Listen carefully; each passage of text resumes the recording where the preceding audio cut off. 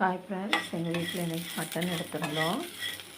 அதுக்கு நான் கொஞ்சம் சின்ன உள்ளியும் நிறைய கருவேப்பிலையும் நல்ல மிளகும் போட்டு வதக்கி தனியாக எடுத்துட்டேன் எண்ணெயில்.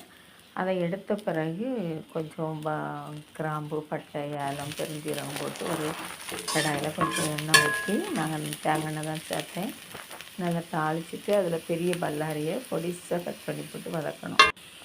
நல்லா வதக்கி வரத்தில் தக்காளி, இஞ்சி பூண்டு பேஸ்ட்டு போட்டு வதக்கின பிறகு தக்காளி சேர்த்தேன். தக்காளி கொஞ்சம் கல்லுப்பு, பச்சை மிளகாய் இதெல்லாம் போட்டு நல்லா வதக்கி நம்ம மட்டன் ஆல்ரெடி நான் குக்கரில் அவிச்சு வச்சுருந்தேன் ஒரு 5-6 விசிலுக்கு.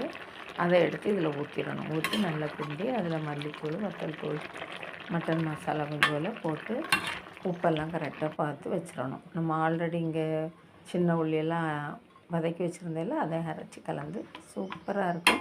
இதே போல் சிக்கனும் பண்ணலாம். நான் மட்டன்னால் குக்கரில் வச்சு இதில் சேர்த்துருக்கேன். சிக்கன்லாம் அப்படி இல்லை, நம்ம இருக்கக்கூடிய சேர்த்து பண்ணலாம். நீங்கள் எப்படி வச்சுருக்கீங்களா? இன்றைக்கி எங்கள் வீட்டில் மட்டனும் ரைஸும். ஆனால் இது இட்லி, தோசை இதுக்கெல்லாம் ரொம்ப டேஸ்ட்டாக இருக்கும்.